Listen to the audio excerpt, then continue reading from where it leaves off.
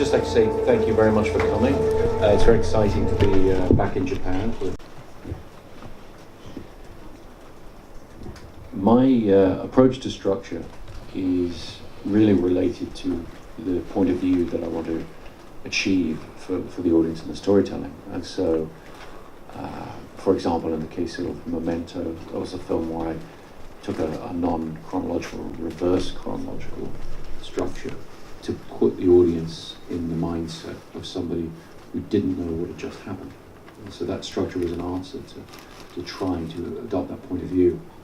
What I wanted to do with Dunkirk was create a subjective narrative. I wanted the audience to feel they're there with the characters experiencing what they're experiencing and seeing it really only from their point of view and only knowing what those characters know in a sense. So the structure came about as a result of saying, okay, how do I stay within the perspective of people who are actually there as part of the events, but still build up the bigger picture for the audience, particularly the audience who doesn't know the story. Build up the bigger picture of what's really going on in the wider world without jumping out to generals in rooms around maps or politicians discussing it, whatever, just staying in human perspective. And what I realized is that if I told the story in these different timelines, one for the land, one for the sea, one for the air, running at different timescales because their experiences were at different timescales.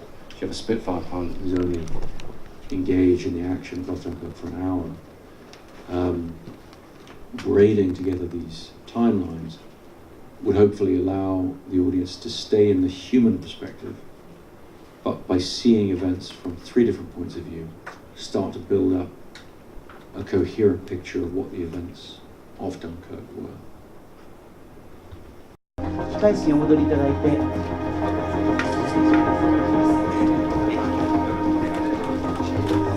What did you think of Dunkirk? It was very immersive. I mean, when it started, the audio, I noticed the way the sound started. Yeah. I really, even though I was watching it on a flat screen, I really felt that it was immersive from that point on because of the sound. But unfortunately, I was watching it on a flat screen, so that was sort of the. Will you watch it again? I don't know if I'll watch it again, but even watching it flat, I think that really had this sense of different people's perspective and being close to each individual and experiencing the war and and also the evacuation. You think you're safe because you're inside the ship eating, and suddenly you see the torpedo and the guy outside in the water is actually safer. I thought that was really brilliant. So you never know, whether you should be on the boat or not. Sometimes it's safer to be on the boat, and sometimes it was better to be outside the boat. And I thought that was really great, because you never know, and that's like that with life. You think somebody's in a better situation, and you're actually in a better situation because you were not there. I think they kind of foreshadowed it though. They foreshadowed it like in the whole boat, like with him standing out there. Right. Yeah. But I think it was such a back and forth thing because when I saw the torpedo, I mean, it happened a number of times. So I mean, that was a really good thing about that too. I thought it was really interesting. It was really insightful. I actually recorded all of his answers just because I thought it was really. Oh wait, say your question. What question would you have asked him? Oh, well, I actually had 4. So I had 4 different questions, but one was when you look at a film, all of mine were actually they weren't necessarily about Dunkirk, they were more just about his films in general. And I was thinking, if you look at a film like Interstellar, for example, the amount of research that was necessary to make that must have been mind-boggling, right? So I was really curious as to whether he lets his stories come from the research or whether he researches what he needs to tell the story that he wants to tell. I'm wondering which side his process begins from, right? So that was one question, and then another was, for myself, when I make films based off of what resources I have available, right? But when you're at a level that he's at, and you talked about the budgeting, that was pretty and you have any resource you can imagine at your disposal, how do you tell, or how do you decide what stories to tell? Do you compromise scenes? Like, I can't do this because you don't have the resource to do it? What's that? Do you compromise scenes? None if I can help it, but I kind of write the story around what resources I have available. So so that the story just fits succinctly in with the resources that I have, right? But I just wonder, like I said, if you don't have those limitations, how do you choose what kind of story to tell? I wonder if it's something that like you find something that I think is interesting. I think he waits. Like when he wanted to do Inception, he wanted to do it for a long time. Yeah. And then he couldn't until he got the resources, until he got the money from whatever Memento or Prestige. Then he got the money. Then he was able to make it. So I think he was holding it. It was like his baby. He was holding on for like a long time. So I'd probably say you have to be patient and not get your whatever. That's another thing too, is you notice he makes very few films compared with some other people. You know, like if you look at his filmography, it's really short, right? Like, you know, and it's just, it seems like, you know, he makes films when he has a story that he wants to tell, and if he doesn't, then he just doesn't make movies. Do you know what he's working on now? He hasn't announced anything. Yeah.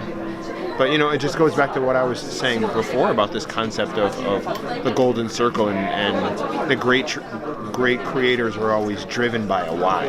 Like there's something that drives them to create that isn't money and that isn't fame or notoriety. There's something else driving them to create on a level that's people who create at the highest level do that, you know.